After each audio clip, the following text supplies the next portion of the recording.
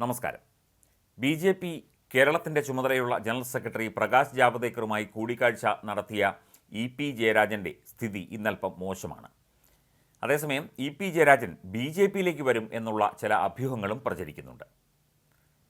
തെരഞ്ഞെടുപ്പ് ദിവസമാണ് പ്രകാശ് ജാവദേക്കറുമായി താൻ കൂടിക്കാഴ്ച നടത്തിയതും ഒരു സൗഹൃദ സംഭാഷണമായിരുന്നു.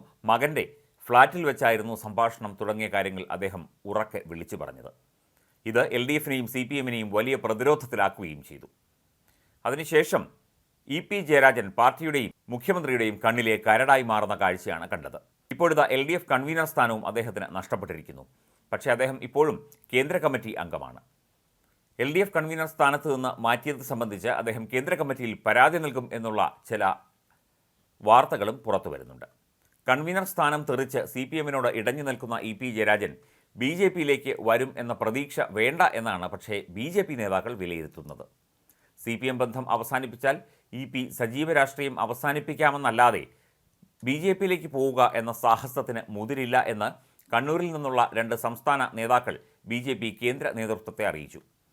മാത്രമല്ല ബി.ജെ.പിയിലേക്ക് അദ്ദേഹം വന്നതുകൊണ്ട് ബി.ജെ.പിക്ക് പ്രത്യേകിച്ച് വല്ല ഗുണവുമുണ്ടോ എന്നുള്ള കാര്യവും ചോദ്യചിഹ്നമാണ്. നിലവിൽ ജയരാജനുമായി ചർച്ചകൾക്ക് മുൻകൈ എടുക്കേണ്ട എന്നാണ് ഇപ്പോൾ ബി.ജെ.പിയുടെ തീരുമാനം. സംഭവവികാസങ്ങൾ നിരീക്ഷിച്ച ശേഷമായിരിക്കും ഭാവി തീരുമാനം.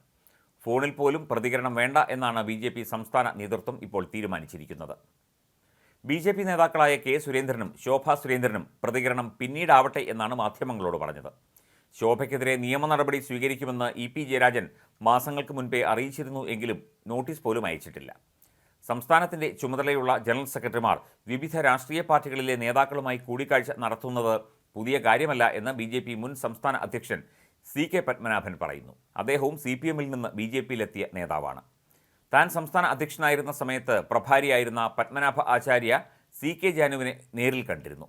പ്രകാശ് ജാവദേക്കർ ഇ.പി.യുമായി മാത്രമല്ല കൂടിക്കാഴ്ച നടത്തിയത്. എന്നാൽ ഈ കൂടിക്കാഴ്ചയ്ക്ക് മാത്രം വലിയ പ്രചാരണം ലഭിക്കുകയായിരുന്നു.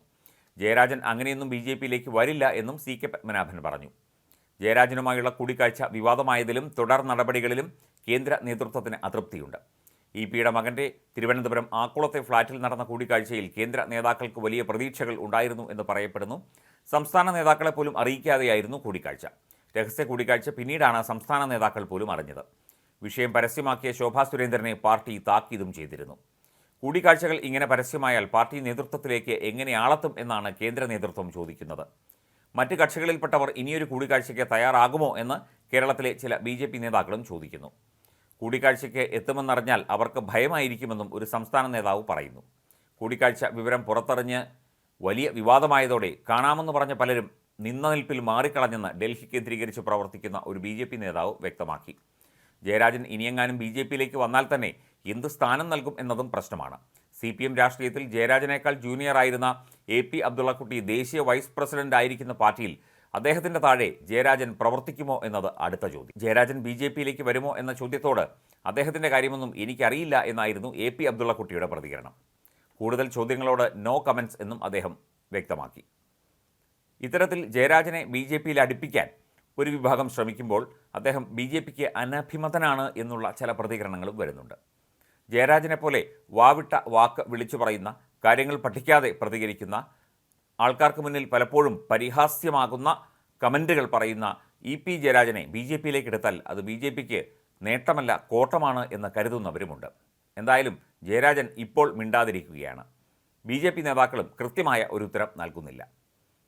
അദ്ദേഹം പാർട്ടിയിൽ തന്നെ തുടരും എന്ന് പാർട്ടി പ്രവർത്തകരും നേതാക്കളും കരുതുന്നു. പക്ഷേ ജയരാജൻ പ്രതികരിച്ചെങ്കിൽ മാത്രമേ ഇതുമായി ബന്ധപ്പെട്ട് എന്തെങ്കിലും വ്യക്തത കൈവരികയുള്ളൂ.